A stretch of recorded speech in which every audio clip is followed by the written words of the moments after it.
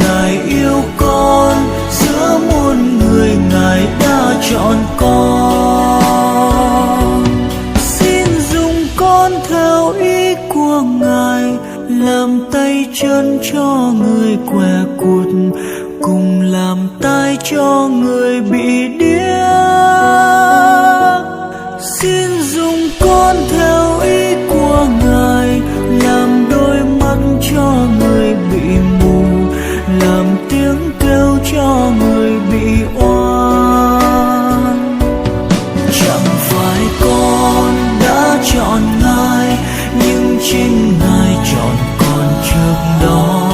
Chẳng phải con đã yêu Chúa, nhưng chính Ngài yêu con từ trước.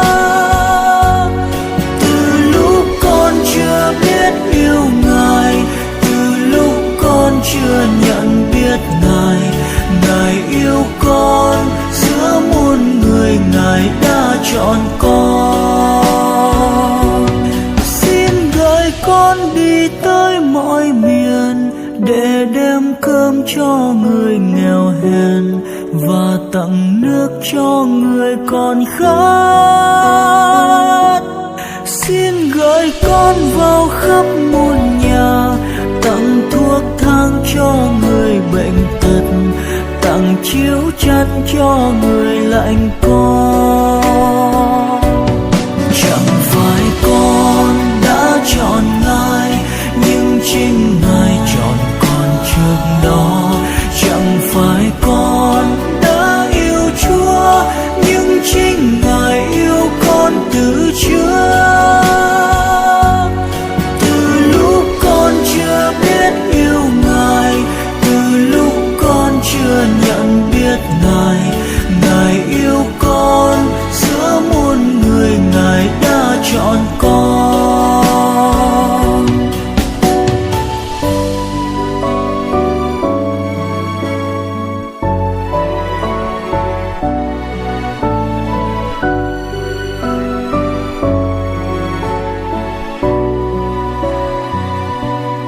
Xin gửi con ra khắp nẻo đường, bàn tay nâng ánh đèn dọi đường, tỏa lửa ấm cho người lạnh giá.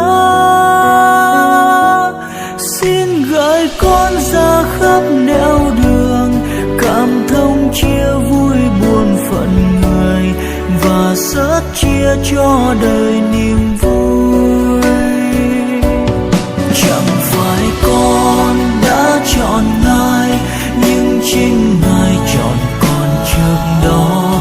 Chẳng phải con đã yêu Chúa, nhưng chính Ngài yêu con từ trước. Từ lúc con chưa biết yêu Ngài, từ lúc con chưa nhận biết Ngài, Ngài yêu con, giữa muôn người Ngài đã chọn con. Xin gửi con vào khắp thôn làng, ủi án trao cho người khổ sầu, gợi lòng tin cho người buồn chán. Xin gửi con vào khắp buôn làng, niềm vui trao những người buồn phiền, người lắng lo xin gợi bình an. Chẳng phải con đã chọn Ngài, nhưng chính Ngài chọn con trước đó. Chẳng phải con đã yêu Chúa, nhưng chính Ngài yêu con từ trước.